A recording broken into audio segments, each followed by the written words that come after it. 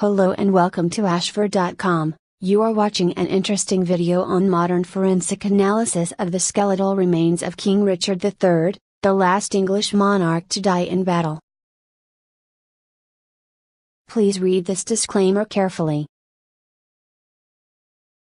Modern forensic analysis of the skeletal remains of King Richard III, the last English monarch to die in battle, has revealed a blow-by-blow account of the injuries the king suffered on August 22, 1485, when he died at the Battle of Bosworth Field. 9 wounds were inflicted to the skull, which would suggest that Richard had either lost or removed his helmet during the battle. In February 2013, scientists from the University of Leicester in the UK identified human remains excavated from beneath a parking lot in downtown Leicester as being the skeleton of King Richard III. The parking lot had been the original site of Greyfriars Church, where Richard had been buried following the battle. For centuries, a local legend claimed that Richard's bones had been thrown into a nearby river when the church was demolished in 1536. However, an archaeological dig at the site in 2012 unearthed the skeletal remains of an individual with battle wounds and severe curvature of the spine that were consistent with both contemporaneous descriptions of Richard III's appearance and accounts of his death.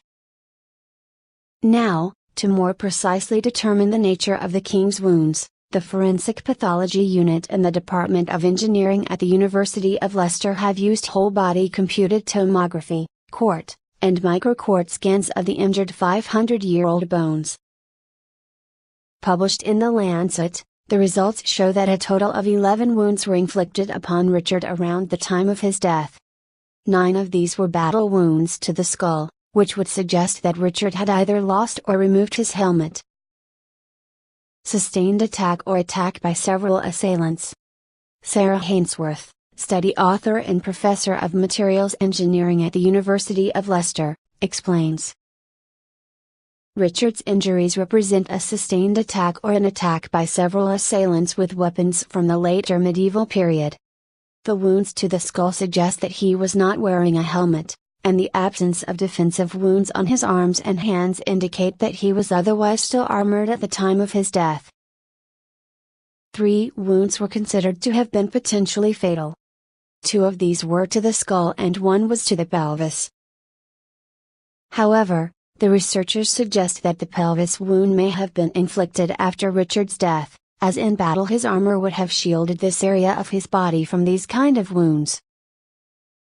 The most likely injuries to have caused the king's death are the 2 to the inferior aspect of the skull, says co-author Professor Guy Ruddy from the University of Leicester's East Midlands Pathology Unit. A large sharp force trauma possibly from a sword or staff weapon, such as a halberd or bill, and a penetrating injury from the tip of an edged weapon.